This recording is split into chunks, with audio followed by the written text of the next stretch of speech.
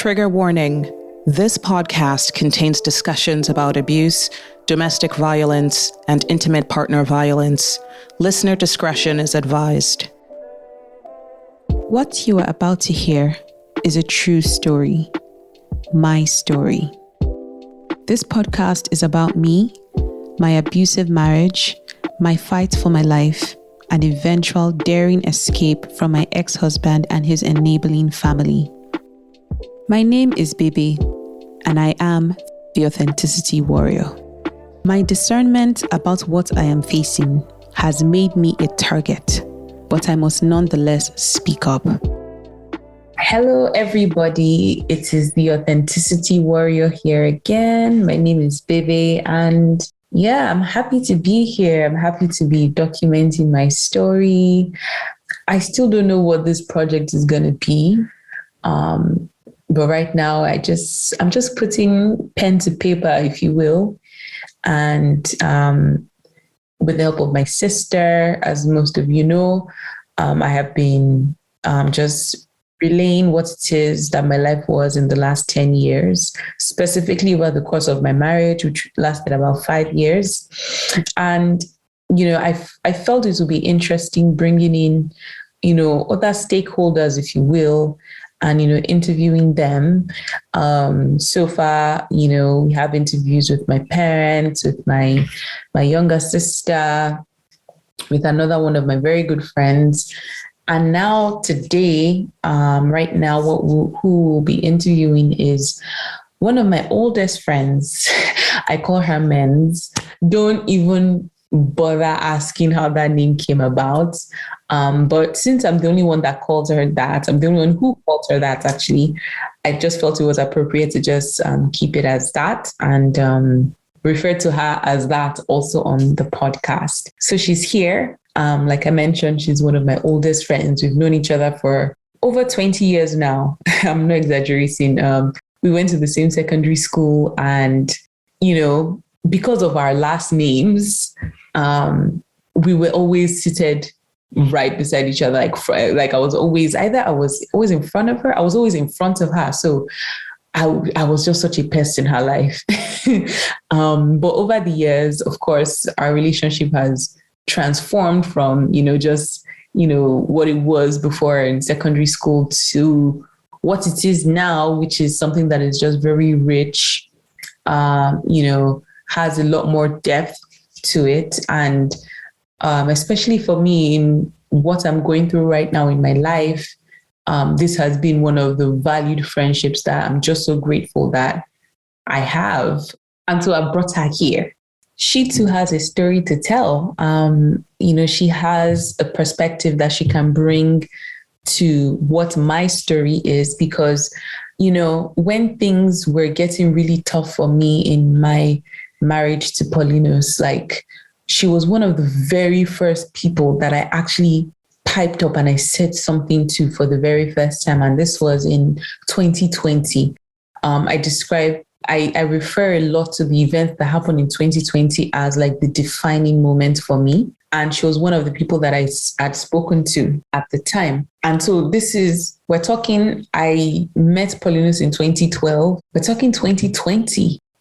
When I just peel back the layers and think of everything that I went through, in the hands of this man, like, my heart does break for myself that, like, I allowed that. I didn't bring people that I knew, loved me, people that I knew were in my corner. I didn't bring them into what I was going through until when, things had just really deteriorated so badly. And it just got to a point where I just knew that this was just way too much. So I'm glad that I had a friend to even be able to begin to share things with. And even then, much of what she even found out later about my relationship, I think she found out after I already left. So again, guys, I will recommend that whole culture of silence, that whole secrecy thing. It's a scam. And it is people like Paulinus, predators who are out there that actually benefit from your silence. If you are in a healthy relationship, it gives room for transparency. You should be able to talk to friends. You should be able to talk to family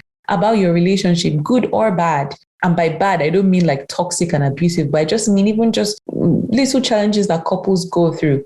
But when you feel that tension where you can't speak, where you feel like you've been muzzled, where you feel like there's guilt or betrayal if you speak up, then I will urge you to take a closer look at what it is your relationship is about and what it is you are covering. Because something that is truly healthy, it breathes. There's life, there's joy, there's ease.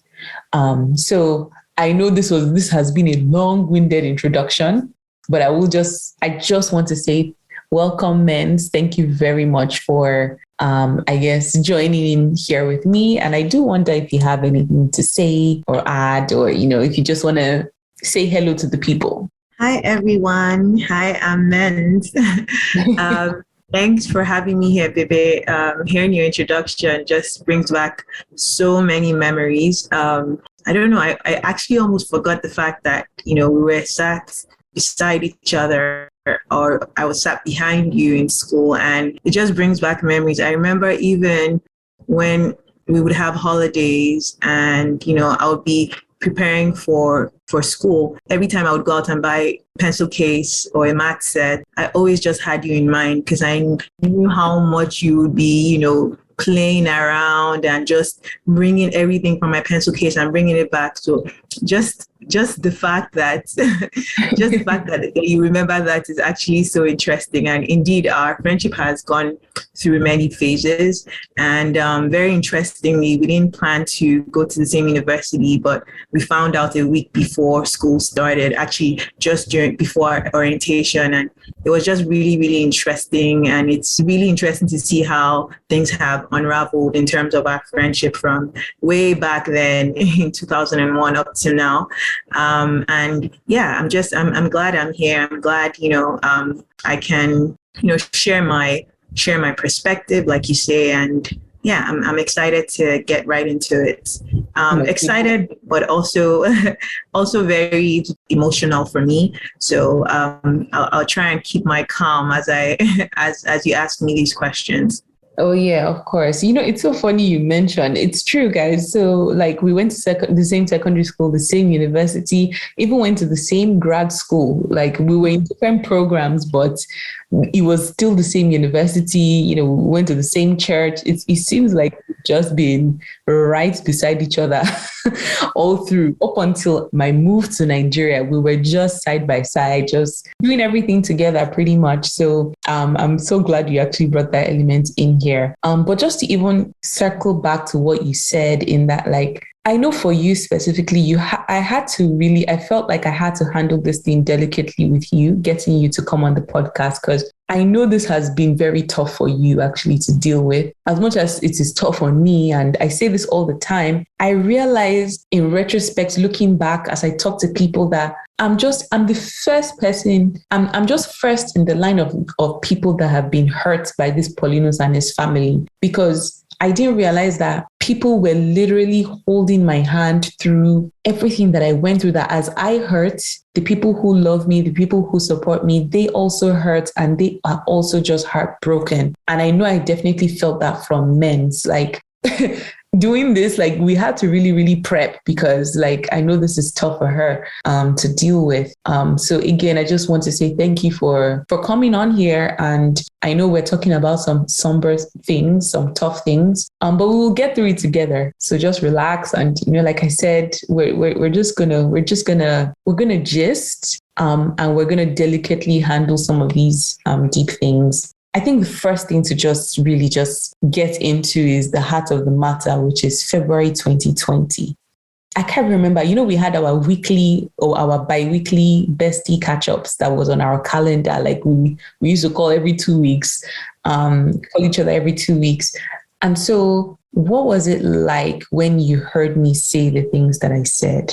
Sure. Well, let me just even give you a bit of context to the bi-weekly calls. I remember you mentioned to me that with the time difference, it was getting hard for us to, stay in touch. And our friendship was, like we've just explained, has been, from so long. We didn't want it to just dissipate just because we were in different countries. So Bebe had taken it on herself to actually, I remember her saying that she knows I can be a flight risk. And it's interesting that that's actually how our bi-weekly call started. But again, it just goes to show how intentional you were in, that continuity in our friendship. And I say that because I'm glad we had that, because who knows if I hadn't called that day, or if I hadn't gotten that notification, what it would have transpired into, or if I would even be able to give my perspective today. But I'll get right into the crux of the matter. I believe I had called you at after the notification came up. And this time your tone was very different, very heavy. I couldn't really make out what you were saying. It was very unclear to me. And then just within a few seconds of talking to you, I could tell you were broken. I could tell you that something was going on, something was not wrong, or something was not right, rather. Again, you were telling me, you just have to tell me, but you're very embarrassed. You kept saying that repetitively. And on my end, I was very nervous. I was very worried. I was wondering exactly what it was. My head was spinning, just waiting for you to unravel exactly what the situation was. And then you told me about the whole incident, about how you were at home in the evening, just when you were getting into bed. It happened that Paulinus was also in the room, and he started berating you, just lashing out very condescending words I don't even want to repeat right now, just so I don't break here on this podcast. But you mentioned that, and even beyond that, he was physical as well. He held a towel against your nose, and was hitting you. Honestly, at this point, when you were telling me the story, I got off my bed. I was now on the floor, and I was totally bewildered. I had a mix of different emotions going through me. I was just trying to get a grip and still try and hear what you had to say. You were mixing, it was a mix of tears and words, but you were just trying to explain to me what had happened, and how, I remember you saying over and over again that how you cannot believe you've now been a victim of physical abuse, and you wondering how you got there. I was very, very, very broken to hear this. Even more so the fact that I was so far away. I felt so helpless. I felt like, I just felt like, how did it get this bad? And what was the root cause of this? Even before thinking about the root cause, I just felt very scared for you. I felt very scared, and I just wondered what next? What will happen next after something this devastating? How were you going to come out of it? Like, I'm so glad you brought up how you felt. Like, I didn't even, I actually don't even think I realized that, like, what I was saying was landing on you so heavily that you actually got up from your bed and, like, you were on the floor. And I think this is the first time that it's actually even occurring to me, because I don't even think we've spoken about that element before. I know that I was crying on the phone. I know that I was very embarrassed. I know that I seemed almost apologetic. Like, I was so embarrassed to be telling you this. I'm glad that you brought in this element as to how the information was even landing on you. So let me just, for the people who are listening, the incident she's describing, like I've already said in my physical abuse episode, was where, all this while, all the abuse had been enduring in the hands of this man. In my head, there was just this thing of, at least he didn't touch me. At least he didn't touch me. The bar is just so low, where he's doing all these things, all this physicality, he's punching walls, he's breaking plates, he's doing all the bragado. But in my head, I'm just like, at least he did not touch me. But this February 2020 is when he just finally laid his hands on me. He was whipping me with the towel as he was calling me all sorts of names. I know Mendz is, it's difficult for her to say these things, but I have to say it on here just in case anyone is just jumping in. He was calling me a bastard, calling me a bitch. There's nothing he didn't say to me that day. Called me stupid, called me a monkey. And he was doing all these things as he was pushing my head. He would grab my nose, he would twist it, he would push my head. He was holding a towel, he was whipping me, hitting me as he was saying all these things. And I think at that point in time, this is where the illusion of this man that blows hot and cold, 1 minute he loves me, the next minute I feel like this guy hates me, he wants to destroy me. All the while I had just been swinging on this pendulum from left to right. But that whole, at least he didn't touch me, is what almost made it feel as if I didn't have a choice but to just still stay there. But as soon as this guy was now physically abusive, I think it is at this point where even me, this is where, like I told you guys, I wrote it down and I said, you are being abused. At this point, I could not even lie to myself anymore.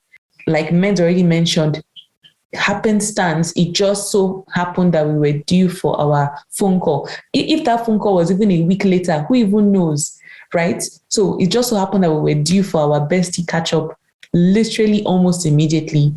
And so when Mendz called, I just broke down and I said all these things to her. Mendz is the only person outside of his mother, outside of his sister, Pepe. Mendz is the only person that I told. I didn't even tell my family because I just knew that if I told my family, there is no way these people will not just come and bundle me out of here. And as much as I wrote down, you are being abused, there was still a lot of confusion because I'm just like, but this is my quote unquote husband, though. This is someone that I love. Like, am I really understanding what it is that happened to me this night? Like, did I really gauge that this person that I say that I love did all these things to me? Again, when I'm speaking about people who are abused, I have so much empathy because I understand people who say, why didn't you leave? Why didn't you leave? I look at them and I'm just like, love, as much as people say love is a powerful drug and it seems funny, it is honestly and truly a powerful drug. It can cover the most heinous of things. And this is where I give it to a lot of warriors like myself, where what it takes to leave, my goodness, it's insurmountable. And so I understand when people struggle to leave. I understand when people leave and go back, when people don't have that resolve, when people can't just be like, enough is enough. I get it. And so for me, it still took me almost a year later. I left November 2021. I left with a brand new baby in tow. That's just to tell you how difficult it is to live an abusive relationship. And I don't know I can't even fully describe to you guys why it's so difficult, but that element of love, it weighs such a heavy influence in it. So sorry, Mendz, because I know that you were narrating everything that happened, and I've already done a very good job of that. So that's why I'm trying to circle back now to your emotions. And so I'm just going to guide you a little bit here. So basically, I tell you these things, you receive them, they're difficult for you to hold. And I believe, what was your advice to me, like off the bat? Do you remember what you said? I remember saying that the only next step for you at this point was to leave the house, and your safety was most critical. I remember we had a conversation around that, and right there we were trying to sort of deliberate how you could possibly do so, and I was trying my best to see how we could find a way to really just make sure you were safe and you were away from his presence. I remember reiterating that many times, that, whatever the case may be, just make sure that, you're not in this house with this individual another night, especially with your kids, and just seek safety first. And then later on, how things unravel or how things transpire would occur after you found a temporal safety nest, at the very least. it wasn't finalized, but that was really the message I was trying to send. And obviously, there was a lot of fear, there was a lot of anxiety, there was a lot of worry on your end.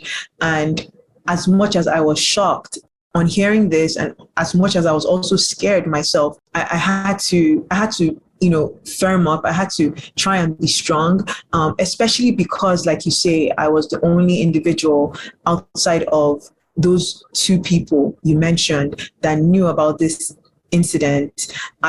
It really weighed very heavily on me to ensure that I gave you good counsel as much as I could. I remember in that moment saying, whatever it takes, just find a place you can stay. But before we even start, unpacking this, or, just trying to understand what's going on, first and foremost, leave the house. That was the message. Mm-hmm.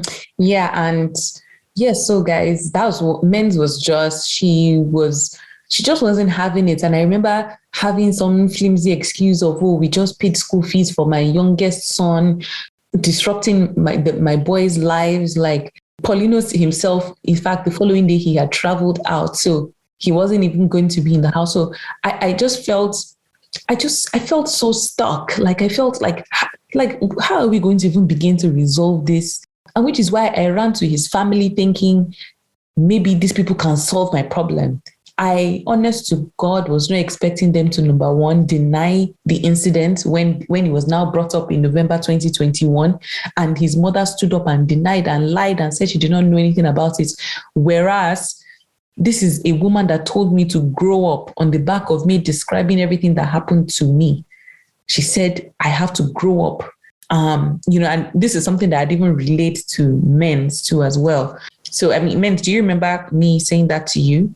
Yes, I do. Yeah. So like this is what she had said to me, but then she had now backed double, I guess maybe because of my silence, maybe she felt like she had fucked up in that respect. So she now backed up a bit and was just like, okay, anything I want to do, if I want to go to my parents, I can go, which I've already elaborated on, that was just such a manipulative move for her to pull. But bottom line, I just felt that, okay, I've told this man's mother, I've told his sister, who I believe they are close, maybe these women can get through to him.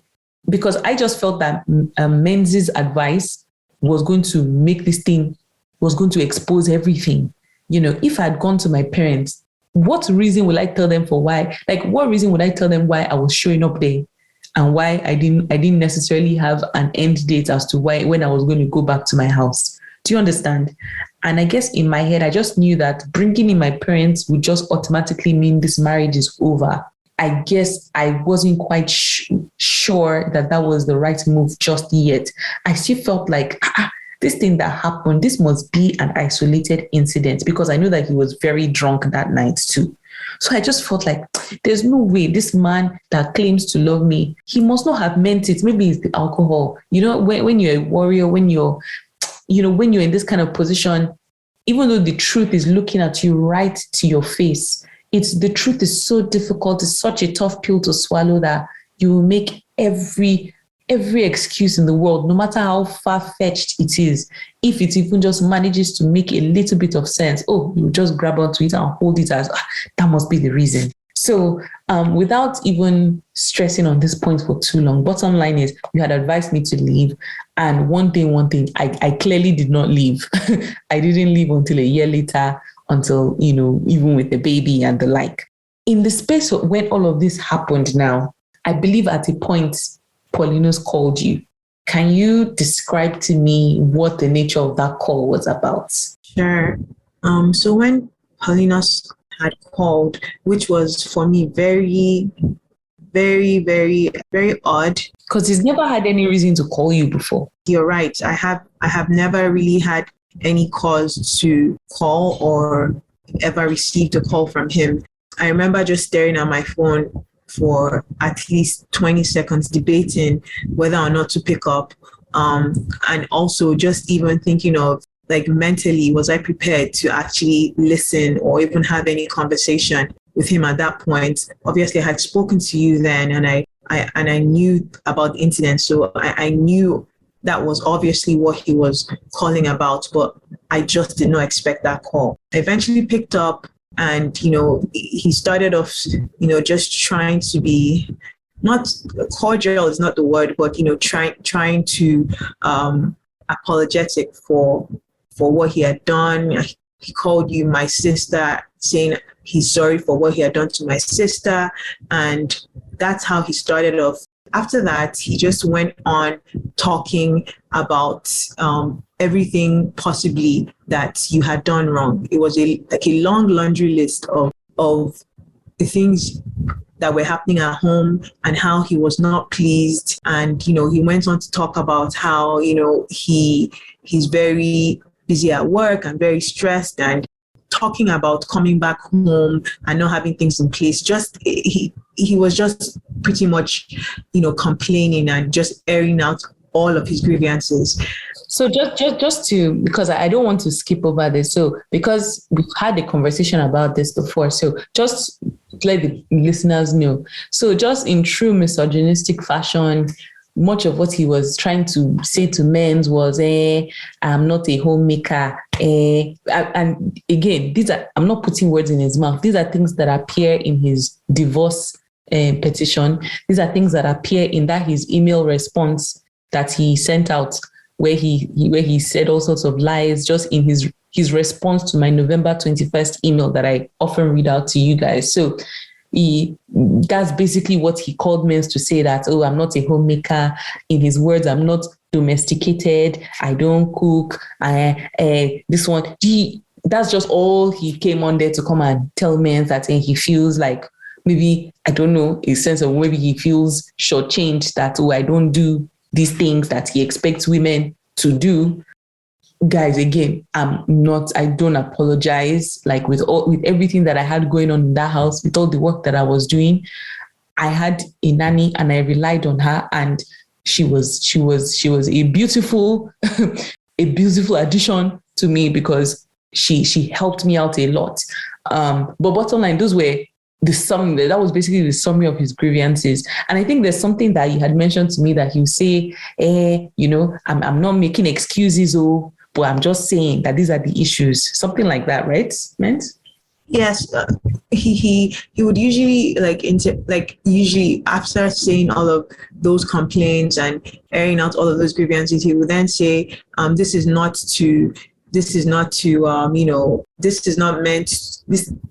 meant to remove or make me, I forget his exact words at this point, but he was just trying to say this does not justify what I had done to her. And then he would go on to talk about many other things. Part of the other things he mentioned was saying something about you not praying with the children. He had never seen you going down on your knees. Just a lot of different complaints, and just like you say, very misogynistic ideals about what you ought to be doing and you were not doing. When I look back now, it was just really venting, and it was a pivot from what was going on. I was very quiet, and throughout that conversation, it was just more so him venting and saying all that he did not like in the way things were going, the dynamic between the both of you, and less so what had happened and how that transpired. I mean, the incident that happened. Towards the end, he mentioned to me that in his family, how he was raised, he's treated as a king. And typically like these things that he wants or he desires are not things that are, very, that he's not used to. There are things that he's been brought up with, essentially, is what he was saying. To be honest, Mendz, I actually do. Let me guide this conversation a bit, because to be honest, like, there's no excuse for his behavior, and I don't even want to even give him airtime that he wants to be treated like a king. I've discussed this, that the guy is very weird, very bizarre individual. You come home and be shouting, you want to be treated like a king, but where's the king budget? Like, bro. Anyway, so this was his whole, I want to be treated like a king. She doesn't wait on me, hand and foot. She doesn't do this, she doesn't do that. That was just basically the grievances. I mentioned also about his allegations that I'm an atheist because I don't kneel down to pray. When before even meeting, I was never I never had to kneel down. I grew up purely Pentecostal, and that is not just one of our rituals that you must kneel down to pray. So I make no apologies. All of this was just a bunch of rubbish. Okay, you that in your mind you are kneeling down to pray and you're coming here to physically assault your wife. What the hell is your prayer about then? What are you praying? Who are you praying to then? If you can hold that kind of contradiction within yourself, that with the same body that you have, that you used to physically assault your wife and other people around you, you feel like you are kneeling down to pray. There's no God that can ever answer such a prayer. So what's he now then saying? But let's leave all of this one aside. Go.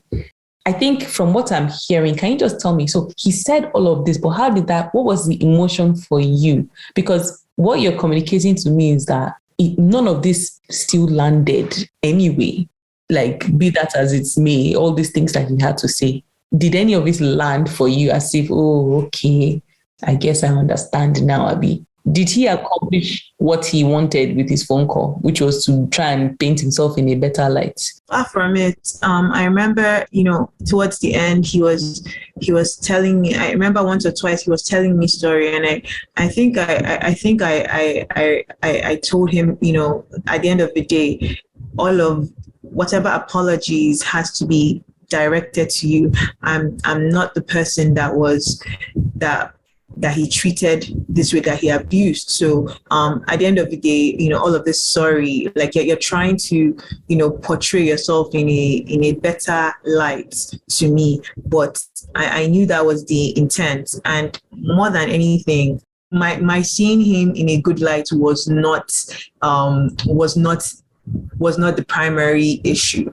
It was really the fact that he had treated you this way. He had physically abused you, and everything else he was just coming to say to me was just, for me, it was not material. It really was not.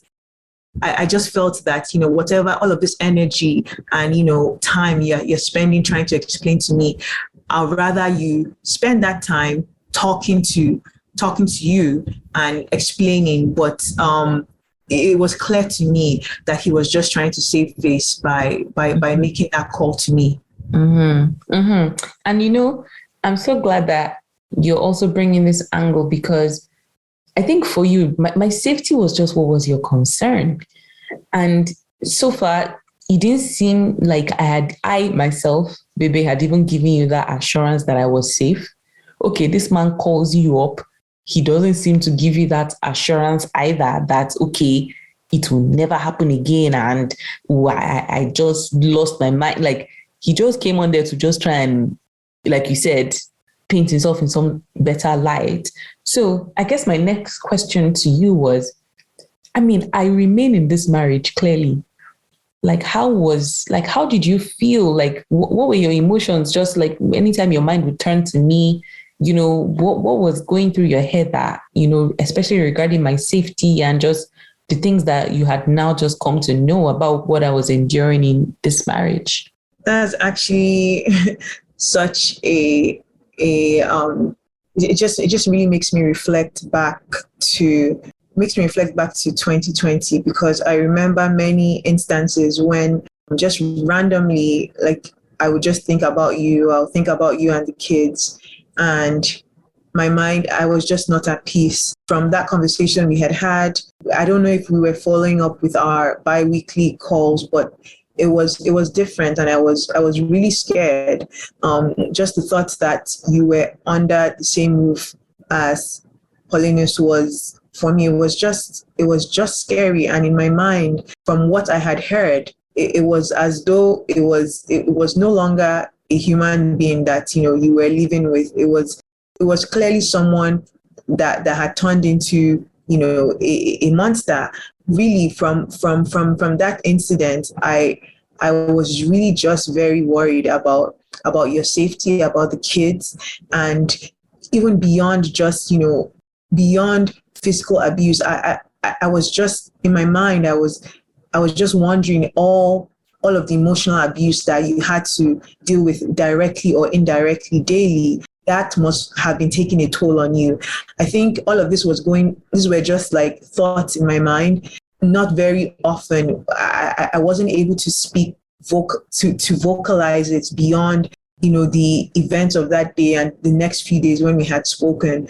After those weeks or that period of time, I remember it being very silent between the both of us. And I remember in my mind just wondering when I could, bring up the topic of your safety. I also did not, I was also trying to be very, careful and, tread very carefully, because I knew I didn't want to bring back, those thoughts and, memories of that night too soon. Eventually, I remember, I think I summoned up the courage on one of our calls, or probably I had sent a voice note, but I reached out to you probably a couple months after, just to find out again as a checkpoint, just to specifically find out how you were doing and how things were, and really what the state of things were in terms of your relationship with him and how you were surviving, really. When I had done that, at that time, you had assured me that things were looking brighter.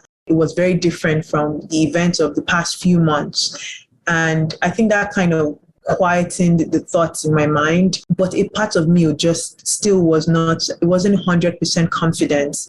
I would actually like to jump in here. For people who would like to understand about like abuse, what makes abuse just so insidious is the roller coaster that the abuser puts you on. 1 minute, like I said, the pendulum, you're swinging. 1 minute is like they love you, you're the best thing in the world. The next minute is like they hate you. And so it's almost as if they put you on this treadmill, like, like a rat running on a treadmill. It's like you keep trying to run back to get to the good times. And it's so funny that you mentioned the almost sort of radio silence that now then happened between us. This is me and Mendz that used to talk often.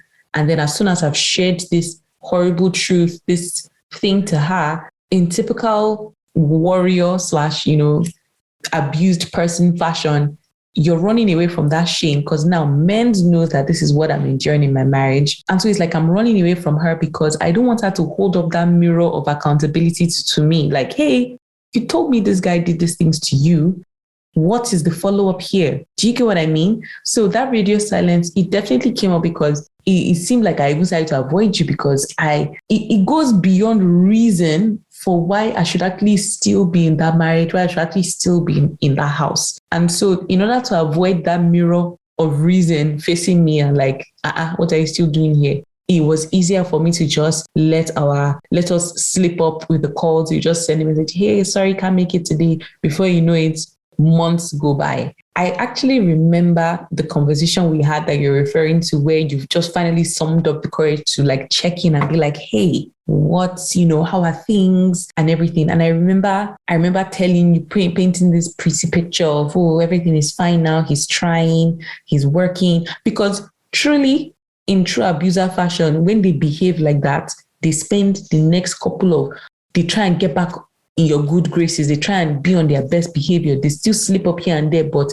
that bottom that they went to, that low, to try their best not to go back to that low anytime soon. In true abuser fashion, he was on his best behavior. He was trying not to talk to me or snap or, things like that. And so the report back to Mendz was, things are better, things are looking up now. And I remember saying this to you, and I remember feeling like you weren't convinced, but I just was praying that you wouldn't poke or prod further. And I also feel like you probably felt that energy, and you were just like, okay, if you say things are well, then I'm just going to take your word for it. And so I feel like the two of us just kind of just like, we just maneuvered that conversation with the things that were not being said, with the things that were left unsaid. And we just left it as that. Like, okay, it just is what it is, So just for people who are listening out there, when you're maneuvering a conversation with someone who's been abused,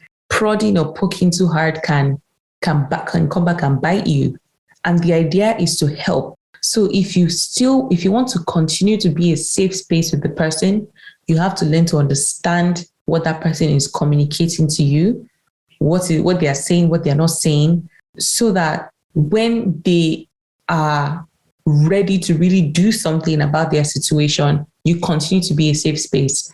If Mendz had forced me and been like, I don't know why you're still there, or this one, that one, or Chibe, I told you to leave, or and this one that you're telling me that everything is okay, I don't believe it. Or if she had approached me that way, she would have no longer been a safe space for me. Even at the point when I am ready to leave the relationship, she will still not be a safe space, because I'll be so concerned about my tail between my legs going back, or concerned that she'll be like, hey, Shibi, I told you. Do you get what I mean? It's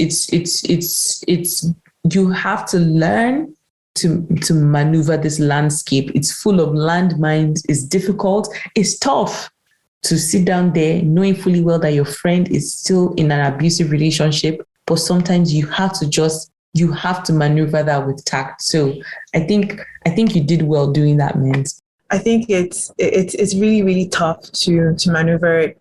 I remember so many times thinking, week after week or month after month, when I would think about you, just trying to, encourage myself that, it was the right time to reach out. It was the right time to, follow up.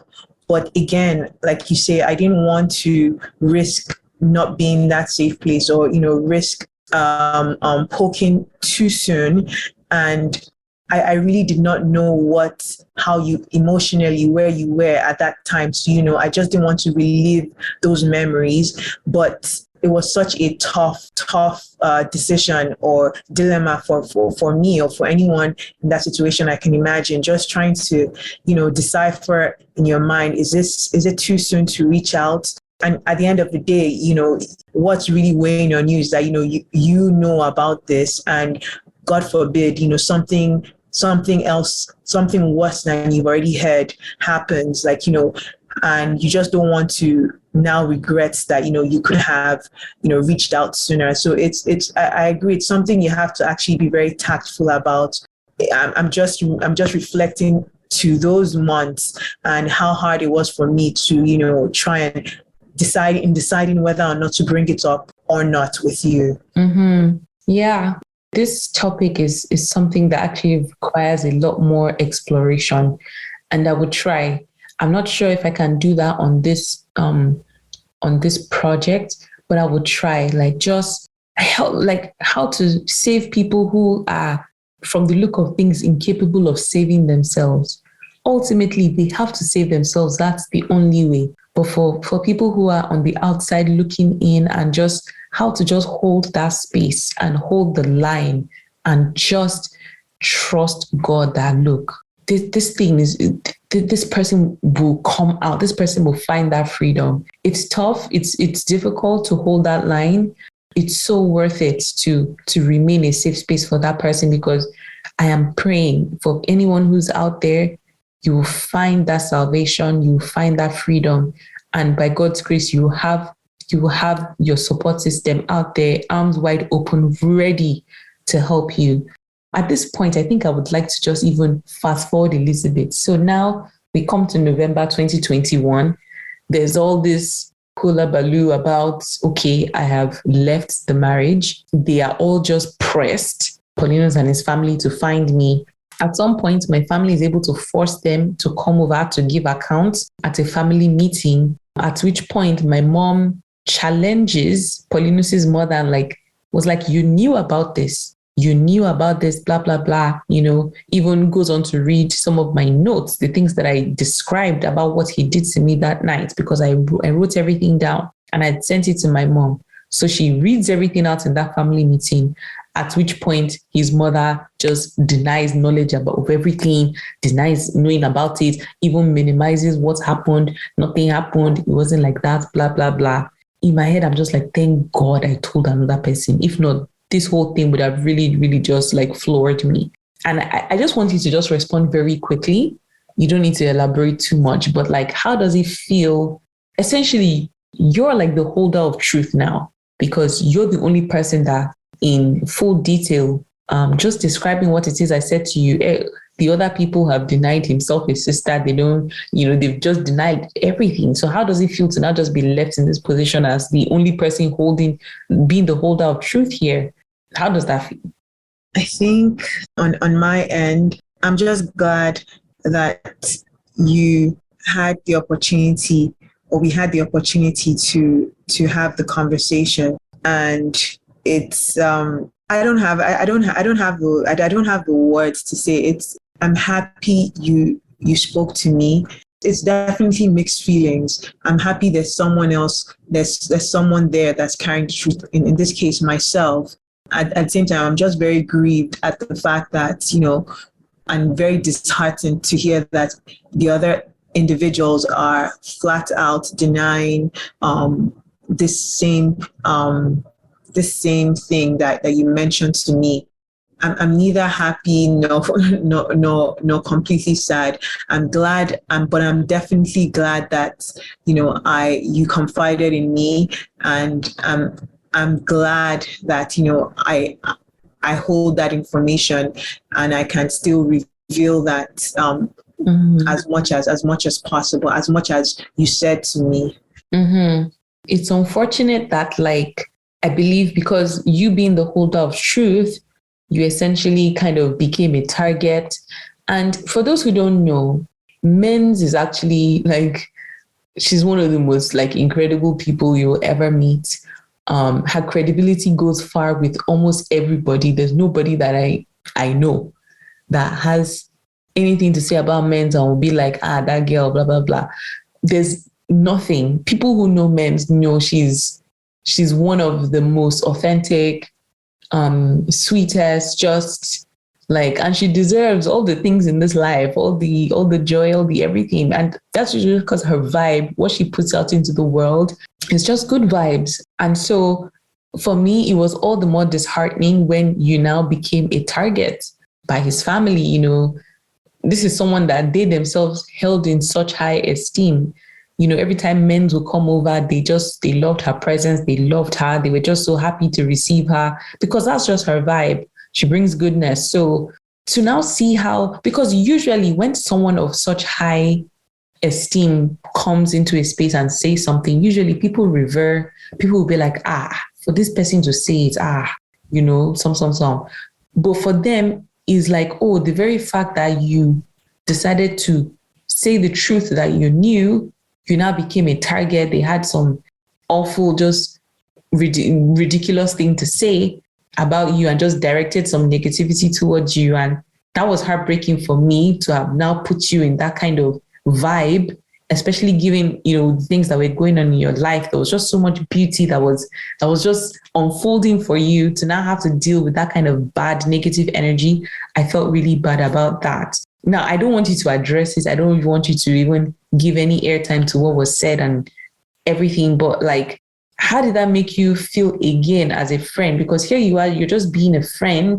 Does that kind of muddy things for you where did that make you hesitate that should I have said what I knew? Should I have stood for my friend like this? How did all of that make you feel? For me, the harsh reality really dawned on me when you told me everything that was happening and how they were lying and denying, things, the incidents, and just all the different schemes that were put forward. So I think immediately a switch just kind of, turned and or rather came on, and I just knew that, they say when people show you their true selves, believe them. And I wasn't surprised. The fact that I was standing with you and they were on the opposing side, I knew that, they wouldn't be, at some point, they wouldn't be for me. So I won't say I was expecting it, but I wasn't surprised that they had now turned, even if, like you say, in the past, they liked my presence. But for me, I wasn't, at the end of the day, I had to remind myself that, that you were going through all of this. So, one insult or, anything they had said was, for me, was just very, it wasn't relevant. It wasn't relevant to what was going on. It wasn't even I wouldn't even say it was disappointing. I just didn't give it any space in my life. The moment I heard about it, I pretty much just blocked it out. At that particular time, I was trying to be as focused on you, and I knew what you were going through was very weighty. In terms of how I was feeling, I can't say I was disappointed. I knew at some point, it would turn that way. Okay. And to be honest, I'm glad that, none of the, like, you just kind of rolled off your shoulder. Like, you didn't care either way. Like, it is what it is. And I'm just so glad that it didn't land, and it didn't hold that the negativity didn't implant itself in your life, and you just pretty much just brushed it off and was just like, oh, whatever. And again, your selfless nature, you weren't even concerned about yourself. It was me. You were still just like, just focused on my well-being and my safety. And again, when I tell people, like, Mendz is really one of the, to have someone like her in your corner, it is such a blessing. And I just want to say again, thank you, because the way you've held space for me, the way you've been here for me, it has truly been invaluable. And so I would just like to move on a little bit. To be honest, with everything that has happened now, is there anything that you feel you would have done differently in how, like, you navigated holding space for me? Is there anything at all? This particular question, it's really hard to talk through, just because it just pulls different memories and, just different conversations. But I think, for one, having tough conversations is one thing I think I could have done a bit more. And it's very delicate even as I speak, because I'm now having to sort of just think back, or try and be reflective of different moments, and when perhaps there were some flags, and I could have probed a bit more. My personality definitely comes into play, and the dynamic of our relationship. I think for me, for my friends, and especially for you, one of my oldest and very close friends, my first instinct is always to, when we have conversations, or when we're just discussing issues, always to give a listening ear. And I don't think that's something I still want to continue and enhance. But coupled with that is just, being able to probe a bit more. I think giving that listening ear, and also just being a bit more, like, being able to poke where you see perhaps that, some things that just don't, add up or don't make sense, or even just going based off of the emotions of the other person. Mm-hmm. I think a lot of it, I was, just listening and, being supportive, throughout. But when I think of certain instances where you even just had, maybe you just had concerns, or you had, like, you just had fears. And to be honest, a bit of it was probably context. If I had a bit more context, maybe I would have been able to help more. But I just think it would have shed a bit more light, not just to me, but to both of us, if certain probing questions were asked more frequently. I don't want you to take complete responsibility for that, because like I already mentioned, guys, when you're in an abusive relationship, there's often this air of secrecy around your relationship. They sell you this idea that it's just you and I, like, the things that are going on here is just for you and I. Don't let other people know about it, good or bad. And so as much as you do give you're very much a great listening ear for people. And I would definitely agree that maybe more probing questions could have been asked. I don't want you to take full responsibility, because I'm sure you were also reading the vibe to that. Maybe if you don't ask a question, maybe if I give a very, very blasé, just general, just don't ask any further kind of response, you have no choice but to honor that. Do you get what I mean? So I myself too wasn't as open. And so there's only so much you could have done in terms of probing. Somebody that isn't willing to share is not going to share, period. And I can already just assure you that for much of the time I was with this guy, I wasn't really willing to share much about anything about this relationship. And even till now, and I think that's why this podcast, this project is so important to me, because I feel like I've been silent for almost 10 years. And if enough is enough, like I'm saying everything that I have to say, everything is coming out on this podcast, however it wants to come out, whoever wants to receive it, it is what it is. I am not holding anybody's shame anymore. Enough. I want to circle back now to something you said. I think you said something like red flags when you were saying, can you share like what are some red flags that you feel like maybe in retrospect you had spotted, maybe while we were dating, maybe even when we were married, things that you were like, that's something that you probably should have checked in on more or asked questions about? I think for me, when you were dating, I was very distant from, also it was a long distance relationship. So there wasn't as much interaction apart from, the few times like he would be around. But over the course of the marriage, even on the wedding day, because I was so close to you and I was, I was the maid of honor. So there were certain things that just did not sit well with me, and I was very uncomfortable with his tone towards you in the morning, afternoon, and evening. Time after time, I saw it happen, and it just got me very uncomfortable. I remember when I was saying my speech, and I had practiced my speech before leaving for Nigeria, and I had cried because I wanted to do all the crying I wanted to do here before getting there. I think even in the moment as I was saying the speech, I just knowing who you are, and just knowing that now you were completely away from, there was going to be that distance.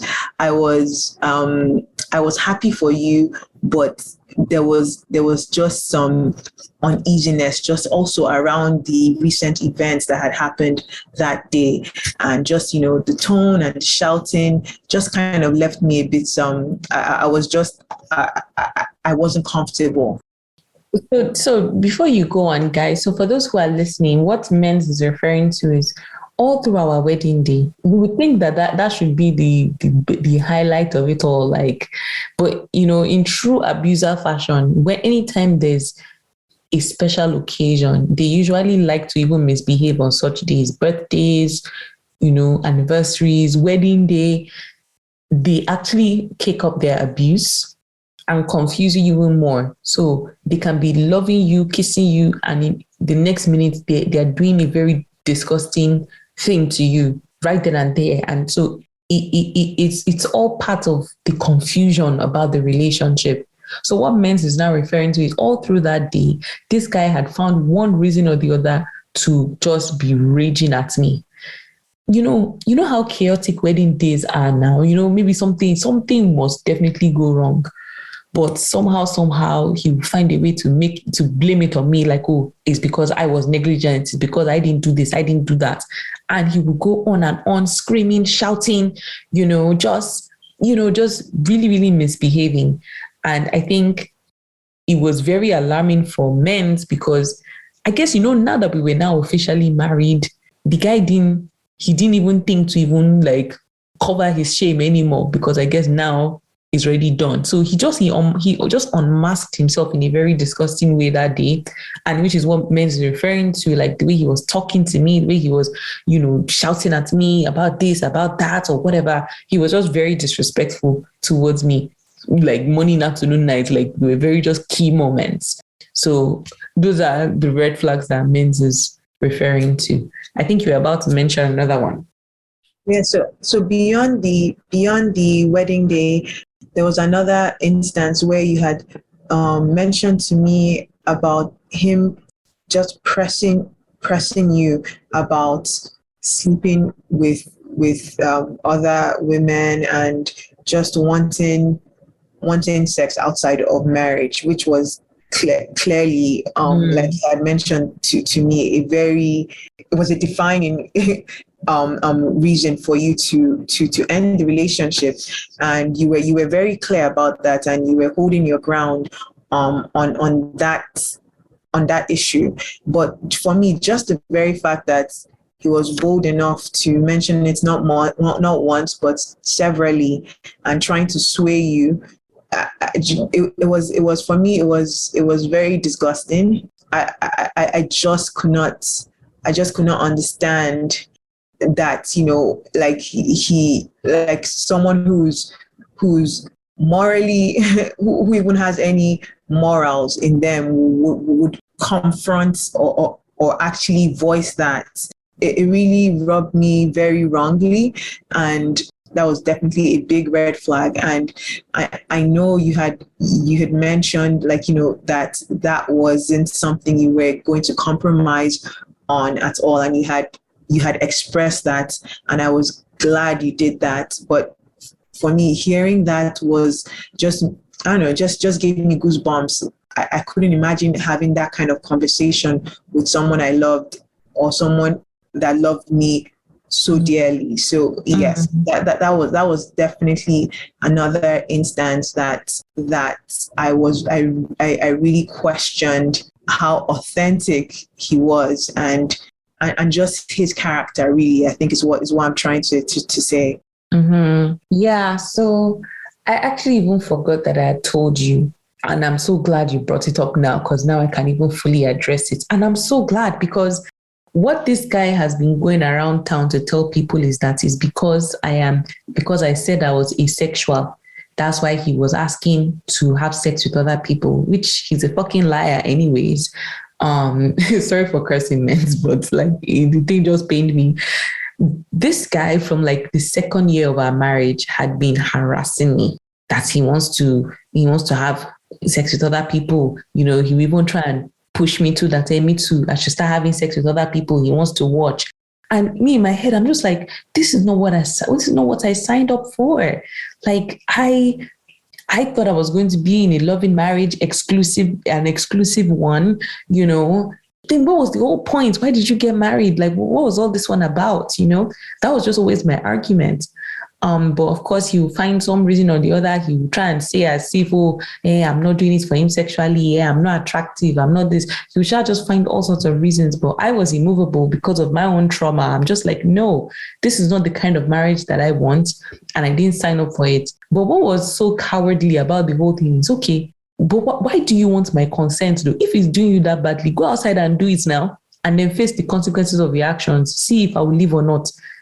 As abused as I was, who even knows if I would have left? But the fact that he wanted me to agree and say, okay, yes, go on and be having sex with other people.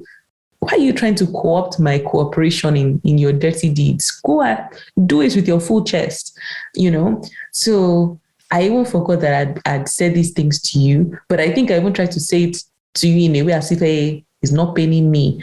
And, that's his business. I'm still not going to agree, no matter how much he tries to wear me down. But, of course, that is a blaring red flag. And, again, I guess I should have known.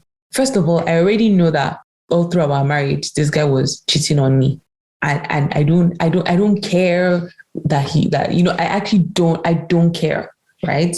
But I guess I should not have been naive to think that when we get married and, because we were not having sex before we got married. So I just assumed that, okay, when we do get married, it will be enough to satisfy him. And I think that was very naive of me to think, because prior to us getting married, this guy had, cheated on me. And, over the course of our marriage, I discovered that he had been cheating on me multiple times when we were still dating, because this guy would be saying different stories all the time. He now finally clicked to me that, this guy, these are different stories of different times he was cheating on me. I didn't even know. And meant, this is the first time I'm even telling you, you wouldn't believe that it was last year, 2021, when I was in Canada to have my third child, that we were on the phone talking. He was telling me yet another story that sounded different from all the other stories. And I finally called him out on it. I said, this is another different story. Then he got defensive and all of that. Bottom line, last year, Mendz, you won't believe, last year is the first time I got a proper apology for all the infidelity, all the cheating on me that he did before we even got married. Talk less of the ones that he did after we got married. But anyways, so I guess I should not have been so naive that after he confessed to cheating on me when we were dating, to think that it was a one and done situation. It wouldn't happen again. Because he never properly apologized for it. He made it seem as if it's because we're not having sex. I need to understand. That's just how it is, or whatever.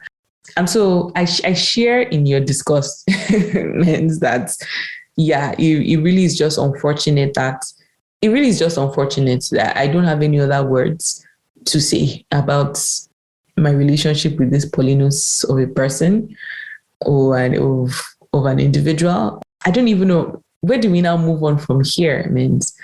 You know what? I actually have the right question I want to ask. What advice would you give to someone in a similar position as you, where you find yourself as a friend to someone going through all this like toxicity or this hardship? Based off of what you know now, how would you advise someone in a similar position as you? There's a few things I would say from where I am today. I think it's very important to just be there before you even, give any counsel, before you, try and start strategizing or trying to find, a way out. Just being there for your friend is important. However, that is, if you can be there in physically, or even if you can just, be there just to listen to them. I think it's very important to have that support. Like in this instance, I was really the only person that she confided in. It's really important to just, be there for your friend and just listen to them, hear them out. It's definitely going to weigh on you, and the emotions would also weigh on you. But as much as you can, just share in the emotions with them, and just encourage them that in the way you know how to, that it would turn around. Not necessarily just painting an unrealistic picture, but just encouraging them that things would turn around for good, no matter how bleak it looks. And I think another thing that someone who's a friend to someone who's been abused would do is really just to pray. And a lot of times, like myself, I really just found myself helpless. I was so far from her, but just saying words of prayer, words of encouragement over the phone with her, or even when she's not there, just in your own alone time, just praying that things will turn around, because there's a lot of power in prayer, much more than you can ever do or execute by your own self or your own hands. God would take control, and I think that also brought comfort to me, knowing that in the things I could not do because I wasn't there, God would take control, and just trusting God that he would not abandon your friend. I think the very last thing I would say someone out there should do is, apart from giving counsel in the way you can, also encouraging the abused friend to seek any any way they can get, some form of therapy, like from someone who's a practitioner, someone who's a professional. Because sometimes a lot of these thoughts can just be, in their mind, and there's only so much they can relate to you per time. I think it's very important that they also seek help from, people who can offer help before things, become just blow out of proportion. Even if they can't get themselves to talk to family, or they're afraid of the consequences, I think just investing in talking to a trusted partner or a therapist would be very, very beneficial. Thank you, Mendz. Honestly, very, very wise words. Again, I know I've thanked you multiple times, but thank you for coming on here and giving your perspective. And I do echo what you said. Therapy to me was a lifesaver.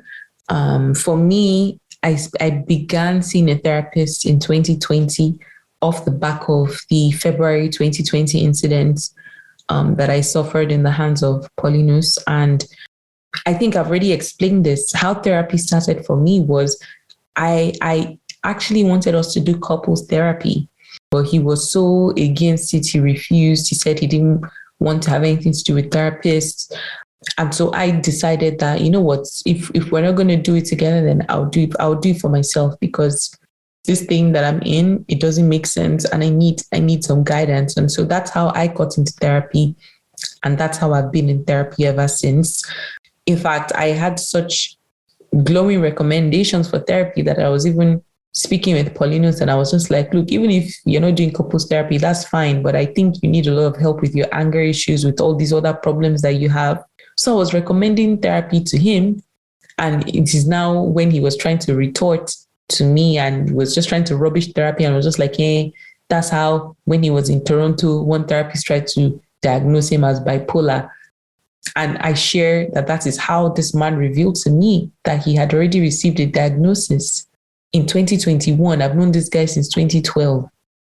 I was beyond just shocked.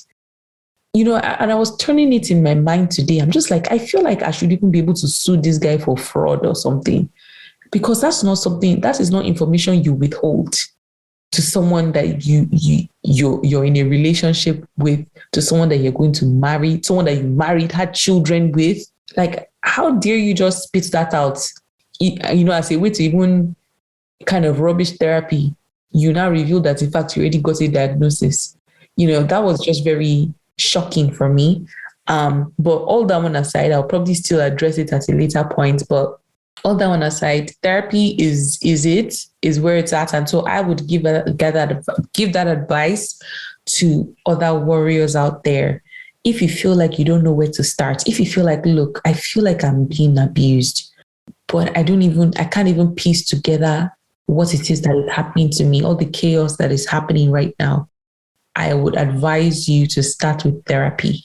Start there. Just start going for yourself. Don't go with your abuser. Just go just for yourself. If you can't do it, if you know you wouldn't get support for it, do it in secret. Just go to therapy. It will really, really help.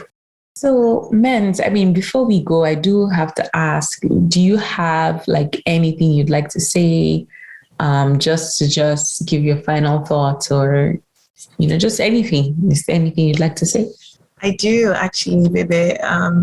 I just want to say that for as long as I've known you, you have been one of my strongest friends, and you are very strong, and you're very persistent. You're very you're very goal oriented, whatever it is that you undertake. And when all of this happened, again and again, I would just keep asking myself and asking God, why my friend, why did this happen? But just from where we are today, I am grateful to God that you have once again used your strength to and channeled it towards something like this, and even in something that's so that's such a dark moment in your life, you're still using it to be a blessing and help many support many people out there.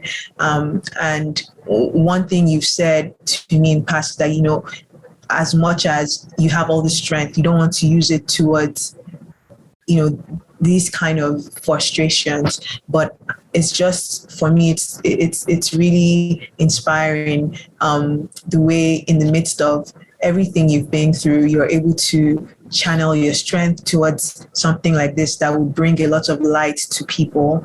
And you've mentioned again and again how I've been there for you. And I just want to say that, I really, really, really treasure you as a friend. And I know that at the end of the day, God would use this and turn it around for your good. And I'm just so proud of you, and how you are using this and still making your voice known and projecting and helping people even with all you've been through. It's really just so inspiring to see. But yeah, I just wanted to mention that. And yeah. Oh, thank you, Mendz. It's really encouraging when I hear things like this. Because the thing that I'm battling, the thing that I'm fighting, it does dissipate a lot of energy. And so when I'm reaffirmed like this, when, I'm encouraged like this, I hold on to it and I just say, thank you. Thank you for seeing me. Thank you for, for sending, good vibes my way, for holding space, for just every little bit of energy that I can use to stand up, to stand up for myself, to stand up for my children. I value it and I'm very grateful. So thank you again, Mendz. And I know I can't wait for things to settle down in my life so that I can get back to the things that really matter to me, my friendships included. So yeah, thank you so much, Mendz. And I'm glad that we got to do this. So I think that's it. We're going to wrap up. The next episode, I hope so, because who knows how these episodes will play out in the end. But the next time I will be speaking with you guys, I'll be back with Tore again, and we'll be delving into my red flags that I like, knowing what I know now, the things that I will consider red flags. The red flags that I spotted over the course of my relationship with Paulinus. That is what we'll be getting into. And we'll just be wrapping up also my general thoughts on just everything regarding this project, things that I may not have spoken about, things that I may have missed. I'll be bringing all of that to the forefront. So once again, I thank you guys for rocking with me, for listening to me. I'm so grateful. And I think this is where we'll call it. So thank you guys and bye. My discernment about what I am facing has made me a target, but I must nonetheless speak up. Make no mistake, this is still a live and ongoing issue, and myself, my children, and loved ones continue to be in danger as a result of my coming forward with the truth. I want it on record that should any calamity befall any one of us, my abuser and his threatening family should be the first people held as persons of interest. Authenticity Warrior is available everywhere you listen to podcasts and is at Authenticity Warrior across all social media platforms. Please feel free to like and share this podcast. Thanks for listening.